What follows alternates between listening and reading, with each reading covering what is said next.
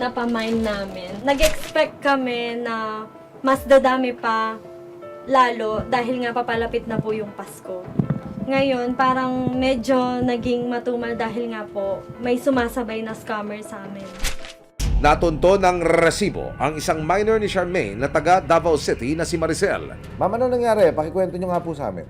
Nung nanonood ako ng live niya, nag-mine ako. Tapos pag mine ko, may nag-message agad sa akin sa message request. Ang nakita ko doon, pangalan ni Ma'am Shami, kaya pinindot ko agad. Tapos nakita ko yung form doon, napapipill upan ko daw. Kasi sabi ko, ikaw ba to ma'am? Nag-iisa ba kayo ni Ma'am Shami na ito yung pinapadala ko dati, yung binayad ko? Tapos siya, yes po ma'am. Kasi na-full na daw yung account ni Ma'am Shami. So naniwala ako agad.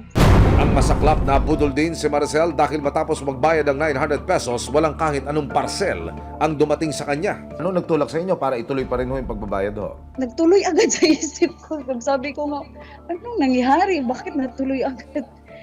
Hindi ko talaga alam. Ano naging feeling nyo ho pagkatapos? Nanghihinayan kasi yung pera. Kahit makaunti lang yun, sir, malaking bagay na yun sa akin. Dahil sa nangyari, nanawagan si Charmaine sa kanyang followers. So ayan Mi, nakapin na po dyan. Dyan lang kayo magbabayad sa aming account number. Wala po kaming ibang account na ginagamit. Ayan, ganyan sila mag-invoice na meron silang ganyang format. Hindi ganyan ang format namin sa mga invoice namin. Ingat-ingat po kayo sa mga scammers na yan. December 10, kasama ang resibo, pumunta si Charmaine sa National Bureau of Investigation, Pampanga, para formal na magsampa ng reklamo sa pamamagitan ng detalye ng electronic wallet na ibinigay ng scammer di umano.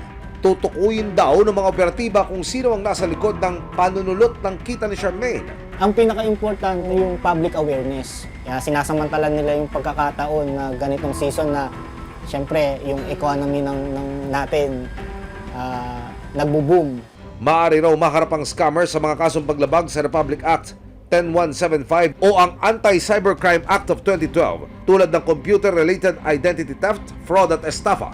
Pwede rin siyang kasuhan ng paglabag sa RA 12010 o Anti-Financial Accounts Scamming Act. Nasa 6 hanggang 40 taon ang pagkakakulong para sa mga kasong ito kung sakaling mapatunayang nagkasala. Wala mang suspect o lead sa ngayon. Mas kampante na raw si Charmaine na bumalik na sa paghahanap buhay. Parang nakahinga ako ng maluwag dahil may nasimulan na akong step para mahuli yung mga gumawa ng mga biktima ng mga customer ko at para maklear na rin yung pangalan ng negosyo ko. Ayon sa Scam Watch Philippines, isang cybersecurity movement na kinikilala ng Department of Information and Communications Technology o DICT, kailangan daw maging mas maingat lalo na ngayong nalalapit ang Pasko. Mas maraming nagtatry mang-scam sa panahon ng Pasko. Kaya dapat doble ingat tayo dahil magpapasko. Maraming pera ang tao kung Pasko. Maraming nagpapadeliver. Maraming gustong bumili ng regalo sa mga tao. Mayroon din daw tinatawag na 12 scams of Christmas na dapat bantayan ng mga mamamayan. Base sa listahan na inilabas ng DICT, kabilang sa 12 scams of Christmas ay ang fake online charities o nagpapanggap na nanghihingi ng tulong para sa makabuluhang layunin, phishing link na isinend sa text o email, fake deliveries, fake tech support, fake relatives o kaanak, scammers na nagpapanggap na kaanak, online shopping scams, love scams, fake job offer scammers na nagmamakaawa ng makakuha ng tulong online, scammers na nananakot na may nilabag ka raw na batas, at mga patalastas o commercial na may too good to be true na offers. Ngayong Kapaskuhan na sinasabing panahon ng bigayan, dapat ding tandaan na para sa iba, ito'y panahon din para makapanlabang. Kaya kung sakaling maging biktima, nariyan ang mga ahensya ng gobyerno para dinggin ang anumang karanasan, magkano man ang halagang pinag-uusapan. Patulis ang mga tenga, malalagaring mga ngipin, may pilyang ngiti at itsura. Sino ba naman ang hindi makukyutan sa usong-usong Labubu dolls? Pero mag-ingat dahil may online seller ng Labubu na labogus pala.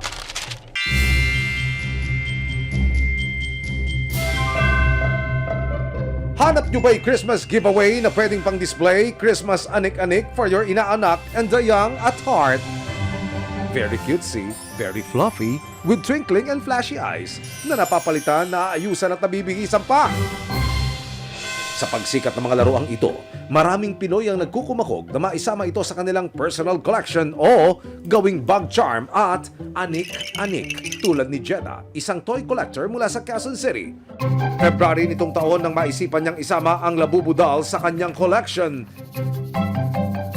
Sa ngayon, nasa mahigit 50 piraso na ang kanyang Labubu dolls at dahil sobrang ang in-demand, naisipan naman ng 25 taong gulang na si Sandra na maging reseller ng Labubu dolls. Sumali po ako sa group, nagtatanong po ako, nagko-comment ako, ganun.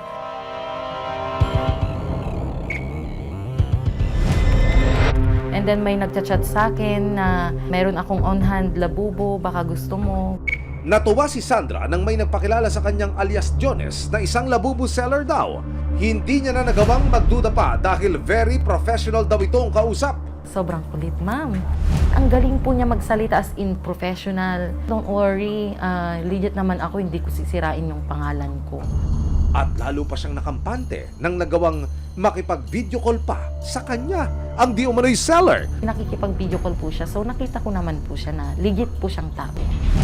Matapos ang pangungumbinsi na ginawa ni seller na limited collections at mababa raw ang presyong kanyang ino-offer, dito na nagdesisyon si Sandra na magpadala ng pera.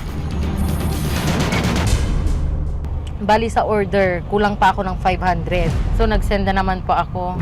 Pero nang makapagpadala na si Sandra ng kabuang bayad ng 18,000 pesos, si seller ng Labubu naging malabo ng kausap.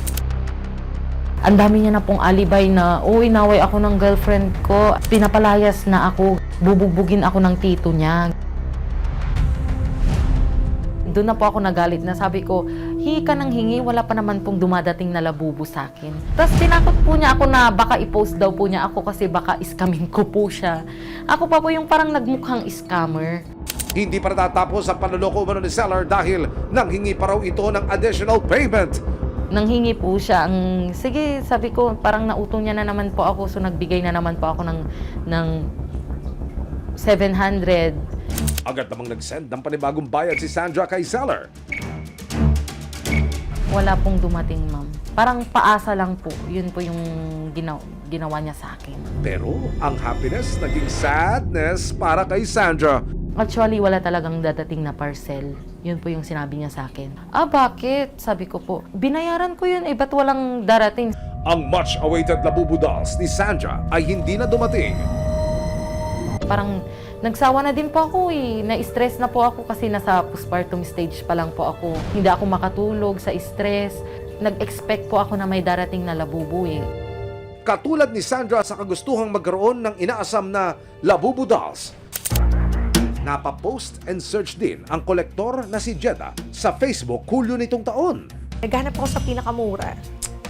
Kasi mas mahal na kapag on-hand na siya. Yun, to be honest, the price is different.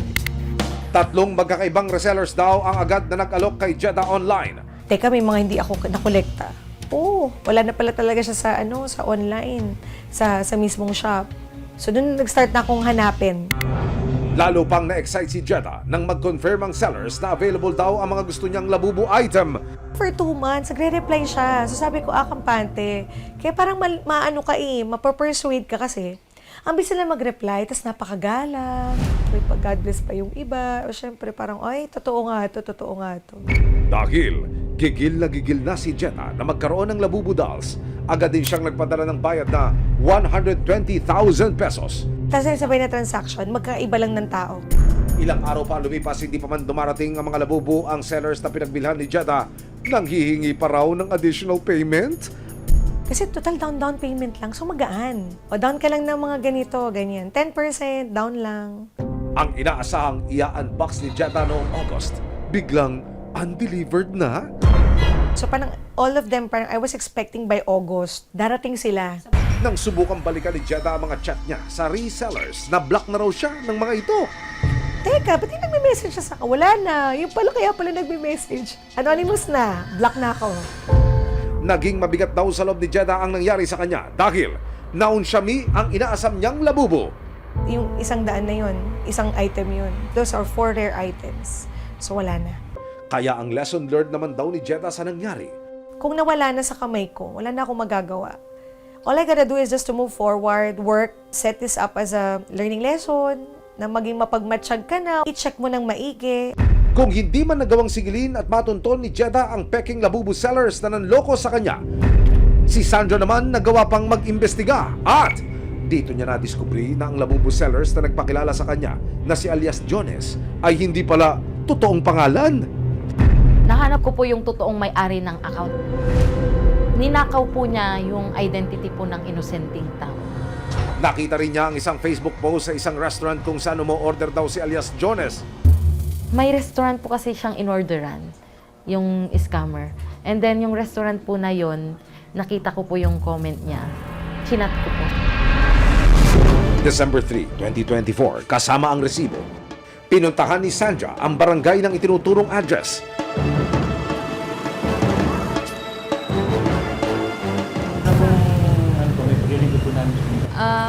Mag-ano po sana ako, yung reklamo ko po about kay... Para makumpirmang doon talaga nakatira ang lalaking nagpakilalang si Jones, may ipinakitang picture si Sandra.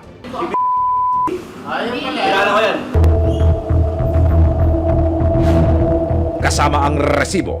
Pinuntahan ng barangay task force ang barangay ni alias Jones.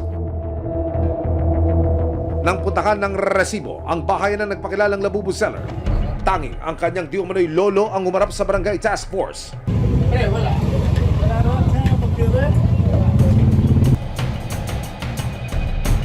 Problema ko nga, yan ang mga kukumin.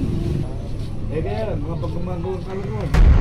Kaya naman, dahil naabalat nakuha na ng pera, si Sandra, desidido nang magsampa ng kaso, inilapit ng resibo sa Philippine National Police Anti-Cybercrime Group o PNP-ACG para idulog ang mga scam umano na naranasan ni Sandra at Jeddah. Ano ho ba yung mga palatandaan na yung katransaksyon mo online ay scammer? Yung tinatawag nilang red flag para ho alam ng ating mga kababayan. Ito ay tinatawag natin ng mga red flags. Una po, kung makikita po natin, yung mga post na ito ay too good to be true offers.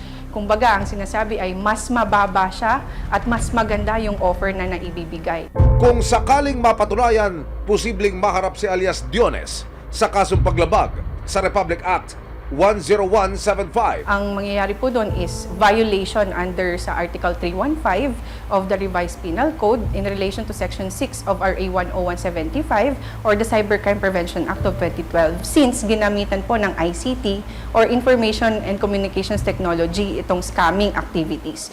Kaya paalala ng PNP-ACG sa mga buwibili ng anumang kagamitan online. I-assess po natin, kilalanin po natin kung sinong kausap natin. Kasi hindi po lahat ng nakakausap natin sa social media ay tama at totoo. Kadalasan po, gumagamit sila ng dummy accounts para manloko. Panawagan naman ng Anti-Cybercrime Group, huwag mag-atubiling mag-report sa kanila para agad doon nila maaksyonan ang naranasang scam. So very important po na mag-report sila sa amin kung nabibiktima sila. Dalhin lang po nila yung mga transactions or mga conversation nila. Meron po kaming investigators 24/7 open para tulungan sila. Para kay Sandra, ito na ang unang hakbang para mapanagot ang umanay ng loko sa kanya. Para naman ang malabo na naging transaksyon online, luminaw at mabigyang katarungan.